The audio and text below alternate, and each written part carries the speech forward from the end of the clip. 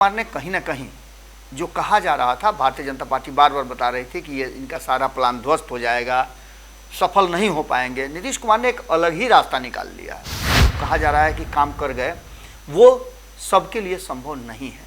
Bharatiya Janata party से टकराने का भी हिम्मत लोग नहीं कर रहे थे, लेकिन नीतीश कुमार की साफ सुथरी जो छवि है उसको लेकर के भारतीय जनता पार्टी को भी इस बात का डर था के साथ जोड़ने का कोशिश किया। ये माला तैयार हो गया है। ललन सिंह को लेकर के जो बातें चल रही थी उसको भी सॉर्ट आउट हो गया है। ललन सिंह को लेकर के कोई भी मामला नहीं बनता नजर आ रहा है। नमस्कार, बहुत बहुत स्वागत करते हैं आपका। और लगातार हम बिहार और देश की राजनीति से जुड़े हुए हर छोटे बड़े पहलू को आप तक पहुंचा रहे हैं। ऐसा ही एक विषय हमारे सामने आया है जिसकी लेकर के हम पिछले 24 घंटे से उस पर मॉनिटरिंग कर रहे थे। मॉनिटरिंग के बाद जो सामने निकल करके आया है वो साफ बता रहा है कि बाजी पलट गई है।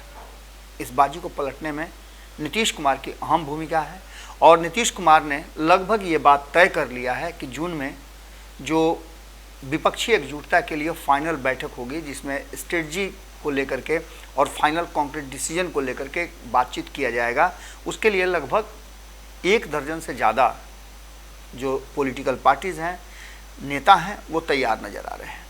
अब इन सारी बातों को लेकर के नीतीश कुमार ने कहीं ना कहीं जो कहा जा रहा था, भारतीय जनता पार्टी बार बार बता रही थी कि ये इनका सारा प्लान ध्वस्त हो जाएगा, सफल नहीं हो पाएंगे। नीतीश कुमार ने एक अलग ही रास्ता निकाल लिया है और ये रास्ता कहीं ना कहीं एक्सेप्ट कर लिया है कांग्रेस ने। तो ऐसी स्थिति में निश्चित रूप से भारतीय जनता पार्टी का सारा प्लान धरा का धरा रह गया है। नीतीश कुमार ने भारतीय जनता पार्टी को जड़ से झकझोर करके हिला दिया है। अब भारतीय जनता पार्टी के लिए ये मुश्किल हो रहा है कि वो कैसे वापसी करे। इसको लेकर के जब आपको हम बताएंगे कि कैसे नीतीश कुमार ने ये पूरी स्ट्रेटजी बनाई है और इसको लेकर के जितना लो प्रोफाइल में वो हाई कहा जा रहा है कि काम कर गए, वो सबके लिए संभव नहीं है। भारतीय जनता पार्टी से टकराने का भी हिम्मत लोग नहीं कर रहे थे, लेकिन नीतीश कुमार की साफ सुथरी जो छवि है उसको लेकर के भारतीय जनता पार्टी को भी इस बात का डर था कि अगर नीतीश कुमार ने कमान संभाला तो मुश्किल होगी, और वो मुश्किल धीरे धीरे शुरू हो चुकी है। भारतीय जनता पार्टी को सूझ ही नहीं रहा है कि किस रास्ते चले। रोज़ नए नए प्लानिंग बन रहे हैं, रोज़ नए नए स्ट्रेटजी बन रहे हैं और नीतीश कुमार उससे 2 डेग आगे बढ़ जाते हैं। भारतीय जनता पार्टी का दावा था कि वो इस बार 303 नहीं 400 सीट लेकर के आएगी, लेकिन नीतीश कुमार ने इस तरह का स्ट्रेटजी बना दिया है जिससे भारतीय जनता पार्टी के लिए अब मुश्किल हो रहा है 272 भी लाना। हमने आपको बताया था, गेम समझाने की कोशिश की थी, लेकिन ये अलग मामला है। ये मामला अलग इसलिए है कि नीतीश कुमार ने अपने जितने भी फाइटर हैं उन सबको छोड़ दिया है और उन फाइटरों का एक सेनापति भी बना दिया है। कहा यह जा रहा था कि बहुत सारे लोग नाराज हैं नीतीश कुमार और उनके स्ट्रेटजी से, लेकिन नीतीश कुमार ने जिस तरह से सारे मामलों को धागे के साथ जोड़ने का कोशिश किया, ये माला तैयार हो गया है। ललन सिंह को लेकर के जो बातें चल रही थी उसको भी सॉर्ट आउट हो गया है। ललन सिंह को लेकर के कोई भी मामला नहीं बनता नजर आ रहा है। बिहार में भले ही अध्यक्ष कोई हो, पार्टी में पद किसी को कुछ दिया गया हो, लेकिन वशिष्ठ नारायण सिंह को पटना में बैठा करके और पार्टी कार्यालय में उनके आने जाने से माहौल में बहुत बदलाव हुआ है। तो वहीं आपको बता दें, केसी त्यागी को लेकर के जब कार्यकारिणी की बैठक हुई थी और कमेटी का गठन हुआ था, तो केसी त्यागी का नाम नहीं होना काफ़ी चिंताजनक था। उस पर कई खबरें हुई थी, हमने भी आपको दिखाया था। लेकिन अब वही केसी त्यागी मुख्य प्रवक्ता बनाए गए हैं और उनके हाथ में बहुत सारा कमान दिया गया है। यानी कि दिल्ली में भी और पटना में भी, पटना से लेकर दिल्ली तक और दिल्ली से लेकर पटना तक नीतीश कुमार ने ऐसा नाथा है कि भारतीय जनता पार्टी के लिए दाएं बाएं होना मुश्किल हो रहा है। एक तरफ जहां नीतीश कुमार दिल्ली में बैठ करके स्ट्रेटजी बना रहे हैं, तो वहीं सम्राट चौधरी जिन्हें बिहार का प्रभार दिया गया है, उनकी बेचैनी बढ़ गई है।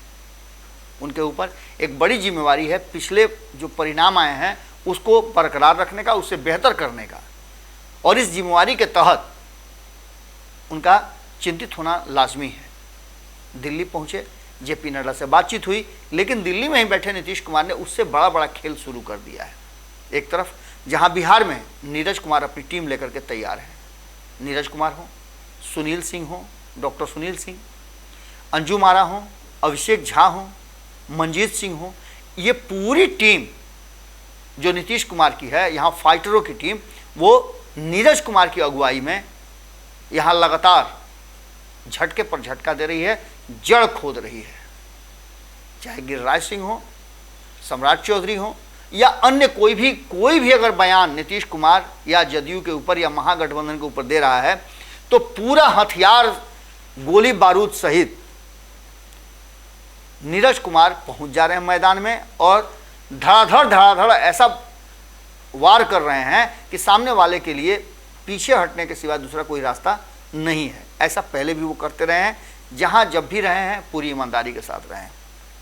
तो दूसरी तरफ केसी त्यागी के हाथ में कमान दिया जाना दिल्ली और पार्टी का इस बात की तरफ इशारा कर रहा है कि नीतीश कुमार ने सब कुछ तय कर लिया है और नीतीश कुमार इस बात पर पूरी तरह से अब फाइनली समझ गए हैं, संतुष्ट हो गए हैं कि भारतीय जनता पार्टी को 2024 में सत्ता में नहीं आने देंगे। यही कारण है कि नीतीश कुमार निश्चिंत होकर के दिल्ली में बैठे हुए हैं और दिल्ली में स्ट्रेटजी बना रहे हैं। आने वाले इस महीना के बाद जून में किसी भी दिन घोषणा हो सकती है विपक्ष में की बैठक की और उसमें नीतीश कुमार ने जो प्लान बनाया है वो प्लान, जिसकी चर्चा हम लगातार आपको करते आ रहे हैं, वो प्लान दिखेगा। भारतीय जनता पार्टी के लिए अब चाहे जितना भी रास्ता बदल ले, रास्ता निकाल दे, नीतीश कुमार हर रास्ते पर, हर मोड़ पर खड़े नजर आ रहे हैं और ये परेशानी भारतीय जनता पार्टी के लिए है। वहीं नीतीश कुमार और उनकी पूरी टीम भारतीय जनता पार्टी की पुरानी फाइलें और जड़ खोदने में लगे हुए हैं। क्या होगा ये तो आने वाला वक्त बताएगा, लेकिन नीतीश कुमार की स्ट्रेटजी भारतीय जनता पार्टी को परेशान जरूर कर रही है और ये 2024 के परिणाम में अगर दिख जाए तो कोई बड़ी बात नहीं होगी। जुड़े रहिएगा, अगली खबर में जल्दी ही मुलाकात होगी। अगर ये वीडियो पसंद आई और वह बिहार के राजनीति और बिहारियत से सरोकार रखेनी तो सब्सक्राइब बटन दबा के चैनल के सब्सक्राइब कर ली। ओजे एगो घंटी बा, ओकरा बटन दबा देला से कुल सटीक और मारक खबर रुआ मुफ्त में मिल जाई। अगर रुआ पत्रकारिता के हमनी के नया प्रयोग में सहयोग कर चाहतानी तो ज्वाइन बटन दबा दी। पेटीएम नंबर नोट कर ली 9386816700। धन्यवाद।